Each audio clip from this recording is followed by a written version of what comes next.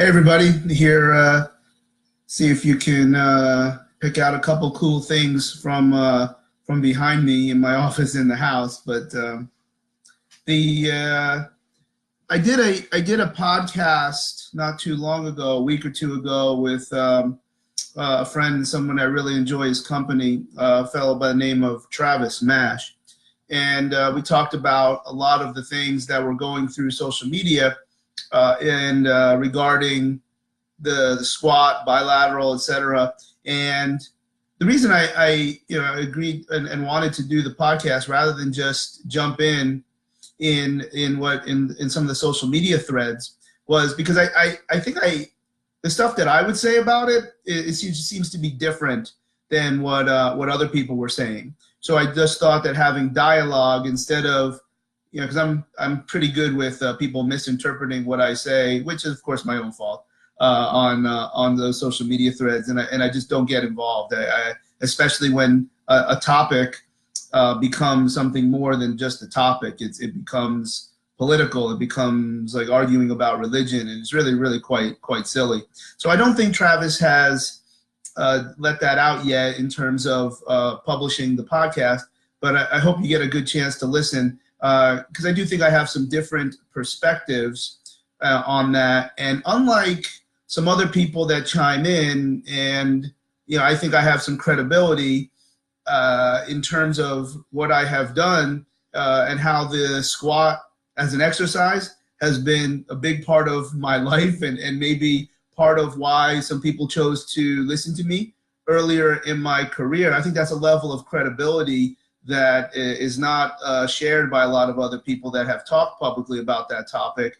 Travis Mash, certainly somebody that I was well behind when I was coming up in powerlifting, and it was a good conversation. But there's another topic though that I'm going to talk about here, and it definitely relates to golf, of what I want to get to, because I'm seeing some interesting things as golf has now been open and running for a few weeks now up here in the Northeast. So when I wear my physical therapist hat, what are some of the things that I'm seeing?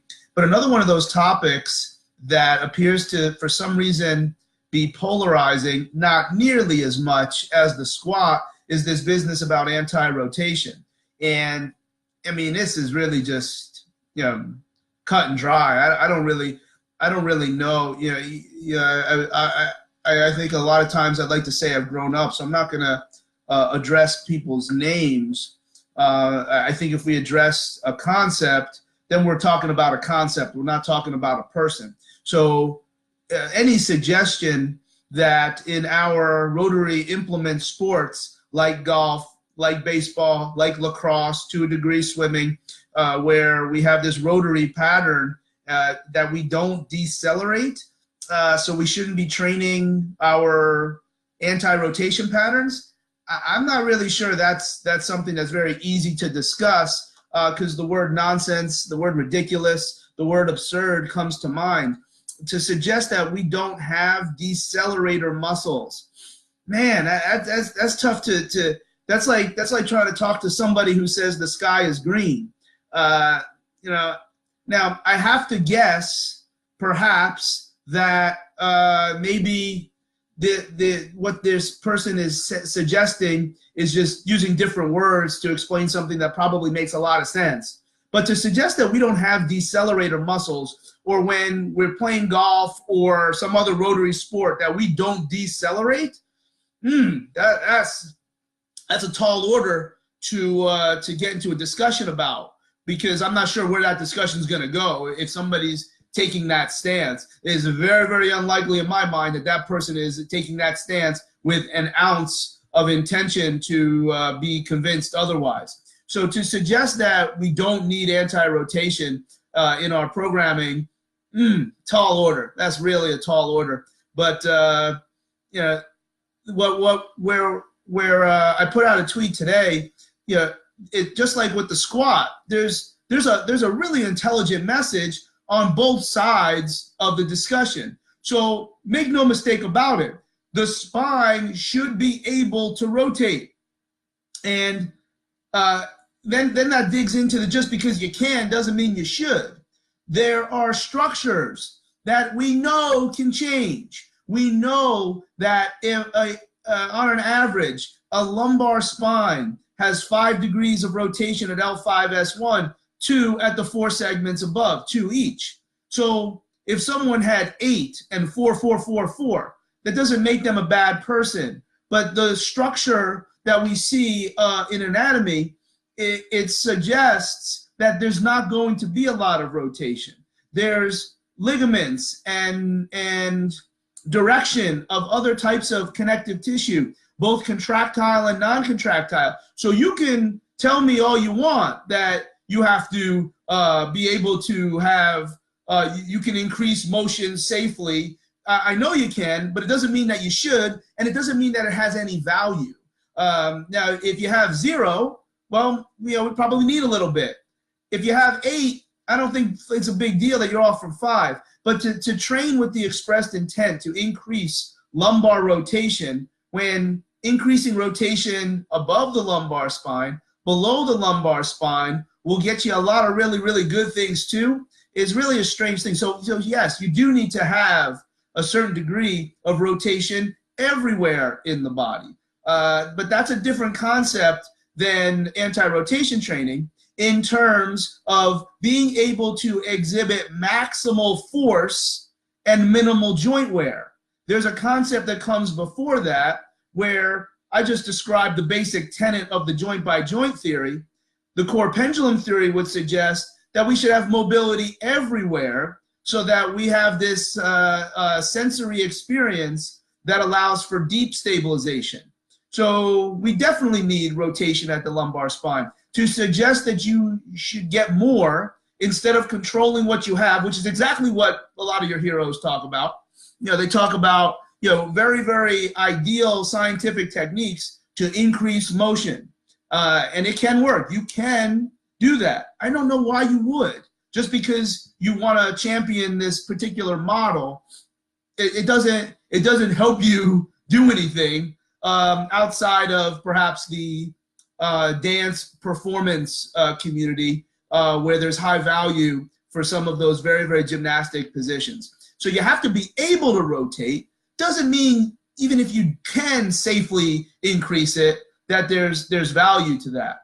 But in terms of training for force production, whether it's slow strength or explosive strength and power, we want to be able to have a significant amount of control at the lumbar spine. So I don't even really, aside from the fact that the amount of force that we see in rotary sports, you absolutely do have to decelerate it. So if you train with the intent to decelerate, you're probably in a solid position. And I don't get it. It's hard to comment. The squat discussion, I think there's something there. I think there's much more of a discussion than either position would lead on. And just so to give you a heads up for what we talked about with Travis Mash, the bullet points when it comes to the squat, because I'm referencing it, is when it comes to lowest system load, it's force that, in my opinion, creates the adaptations. So I don't really care what is the modality or the vehicle to create the force. If I can create the same amount of force in 2 reps versus 1 rep, and I'm using half the weight, but I meant, or probably more than half the weight in a single leg technique, I think that's really, a very, very compelling, and that's the word that I've used in the past, compelling argument for single leg training. Not that the squat is so bad, it's that this other option is probably a lot more efficient, which then gives us more opportunities to work on other things, recovery and skill acquisition. So that'll come out soon. Similar kind of polarization with this anti-rotation, but I don't really see how there's 2 sides of this. Unless people are just using words to describe things that just mean something different than what's being discussed. So when it comes to anti-rotation, it brings me to talk about some of these golfers that I've seen recently over the last couple of weeks. And all 3, I'll talk about 3, all 3 of these individuals had the same, let's say, cause for three completely different injuries or conditions or pain patterns, and the problem was volume. So we can talk a lot about the characteristics of an inefficient golf swing, but even a very, very grand, inefficient swing that has certain characteristics that we know are detrimental to either or performance and or durability, if you play one round or not even play a round, it might just feel like whatever. And the next day, you're past it, your body was able to heal relatively quickly. But when you're playing every day, and sometimes playing 36 on a portion of those days, we want to be able to come to a statement, had a conversation with two golf pros, because you got to be talking to the golf pros when we're involved in this, because if there is a physical limitation, then we got to go to plan B in the short term from a golf swing. And what I said to them was, I said that the golf swing was the generator for this issue. And it was the golf swing, but then under context, it's the golf swing with volume. So I just said, you can have an inefficient swing from some of these factors and it not be that big a deal. But then if we do that over a 5 to 7 day period and it is extreme volume, then all of a sudden I think we're probably looking at something that's very, very meaningful. So obviously the swing characteristics can be soft or hard, where sometimes they can be coached. Other times there's a high degree of stiffness that's going to take some time, and we probably need to accommodate for that, compensate for that with a different strategy that doesn't exploit what the individual doesn't do well. And again, I'm giving you a window into the value of a keen movement evaluation. Can joints get in the right positions to absorb and adapt to stress? Yes, have at it. No, well then we probably need to make some changes to what our end game is. And the good news, there's a lot of different ways to swing the golf club. And there might be an ideal sequence. There might be an ideal list of things that all golfers do, but they look very, very different, and different individuals may be taking advantage of what they do well, but more importantly, not exploiting what they don't do well. So to continue to bridge the discussion from anti-rotation, one of these golfers had a real heavy side bend. To suggest that side bend isn't a part of golf, my understanding is that at least a couple years ago, on tour is an average of 35 degrees of side bend. So it's not this evil thing. Now, is it happening lumbar? Is it happening thoracic? I've heard some folks suggest there should be zero side bend. I'm not sure that's consistent with the averages that we see on tour. But my client had significant pain in a simple expression of side bend. And really, when that position can happen from everything from poor setup to loss of posture to early extension, all of these inefficient swing characteristics. So we really came to the conclusion, because this individual I described to his golf pro, he has all the hardware. He's very, very mobile, just needs to put it together. And I think some of that needs to happen, obviously, if he got stronger, but there would be a golf exercise, something that is now very, very appropriately golfish for him to execute. But as I explained to him, because what we're really looking for is for the glutes to drive at impact instead of side bending to create this stability in which for impact to push off against. You want it to be through the mobile, powerful glutes, not with excessive side bend and crashing upon impact. And that's just how he reproduced his pain. Now, if he did it once, maybe no big deal. In his case, it's a golf solution. That has a lot of implication to what we'll do in training with him. But I took him out into the gym, and I just took a dowel, and I put the dowel on his stomach. And I said to the client, I said, put your hands behind your back. Make believe that you had no arms and this golf club was attached to your stomach. And I put an imaginary ball at the end of the dowel. And I said, make this ball go as far as you can. And I said, take one hand and put it on your bottom and make your bottom be the driver. And he's like, I totally get it. Like he looked more athletic because this client was telling me, like, he sees still shots of impact, and great golfers that have more mobility than God, appear to have this huge side bend. You'll also see it in kettlebell sport, where it looks like they have the bell in the rack with this side bend. I'm sure a lot of them do, which is probably why a lot of them don't last. And you see the same people over and over winning world championships, even though they're in a division of one. You'll find that it's hip extension. It's active, aggressive, powerful, strong hip extension that allows that. Hey, if it's hip extension that's delivering the force through impact and it's not side bending, that tells us that anti-rotation is the answer. You can't make the ball go if you're not going to elicit impact and rotation through the hips. If you just do it through the spine, you look like a little kid with a wiffle ball bat trying to hit a ball off a tee, and they wind up rolling around in a circle. That's not anti-rotation. And they still have to decelerate, even if you're using that Bugs Bunny level of rotation where your torso gets all twisted up like a cartoon. You still got to decelerate at some point.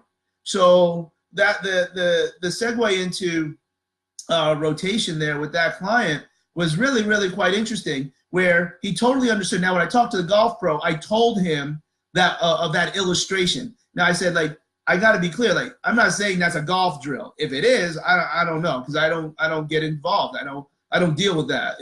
Obviously, my opinion on the golf stuff is very, very strong. That most golf fitness professionals just want to be golf pros. So instead of doing what it takes to become a golf pro, they call themselves a golf fitness professional and teach a whole bunch of golf things and dare them lift up something heavy or put it down. So while a bunch of people hear this and they get all upset, it's no differently than a trainer that really wants to be a physical therapist or a physical therapist that really wants to be a trainer or something else that they're not, rather than put the time in. So I told the golf pro about what I showed the client, and I said, if that winds up being a good drill for you, but I wanted the golf pro to understand what I was seeing and how I communicated to the client to help understand that anti-rotation is the answer. Because if you don't do anti-rotation in these high velocity, high speed, high force rotational events, and you think that it's okay to put it through your spine, you're going to wind up like my guy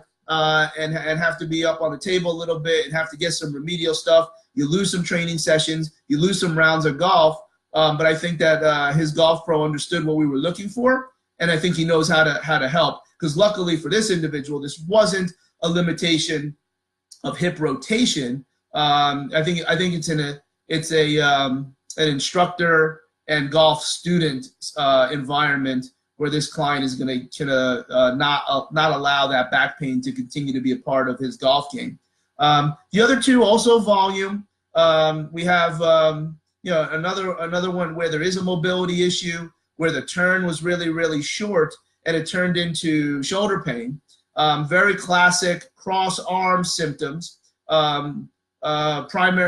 Secondary compressive impingement stuff, where everything cross arm, so we could implicate the AC joint if we want to, hang our hat on the sensitivity of some of our traditional special tests at the shoulder. But because his turn was short, he would reach out in order to create more turn because there wasn't enough turn somewhere in the swing. And at that point in time, I did not evaluate his lower half because I knew his golf pro did. And the golf pro agreed complete with what I was seeing.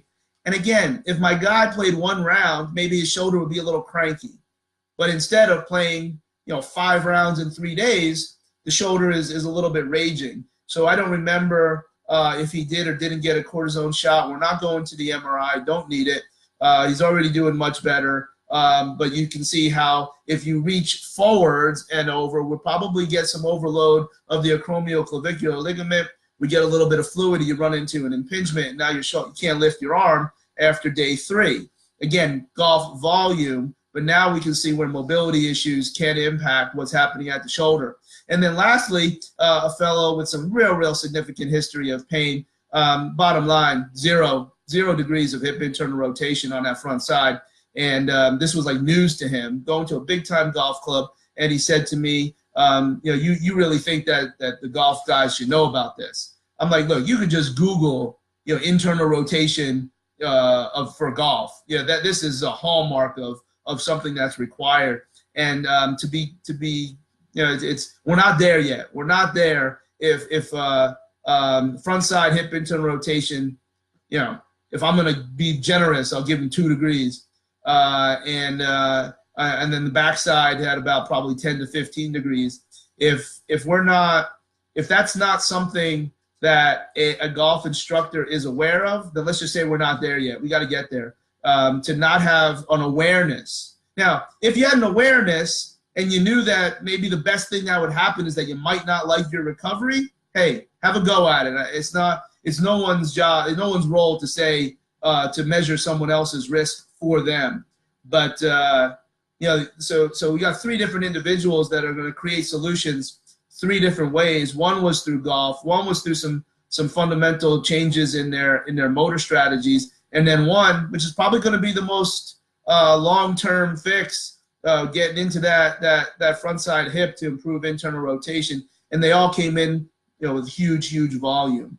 And so I think a lot of folks that are working with golfers will probably see that. And every time we're going to find that anti-rotation is a significant concept that'll help us understand, in this case, as a physical therapist, how to help these folks, but also how to have maximal force production and minimal joint wear. Anti-rotation is really not something that I think is really up for discussion. So that's what I got here. We got take a look at the website. We've got an online consultation, and really excited of where that can go in terms of getting people into the city. Where if the consultation isn't the answer, what we're doing is just taking that contribution and applying it to what we would do in the city, because you can't be a physical therapist on the internet. It doesn't work. But what we can do is start to generate some ideas, and maybe if somebody's on the fence about committing to coming into the city or some of these other places where me, Kyle O, Kyle B, and Matt Tolstoy are at, I think there's we can use that. We can use that money and contribute it if the hour is of no value. And we're still in the process of putting together the shoot, but some online training stuff will be coming out in a little bit. So keep checking out the website, and I'll keep trying to do what I can here if something moves me to be on here and put some of these little one-way conversations out on the internet.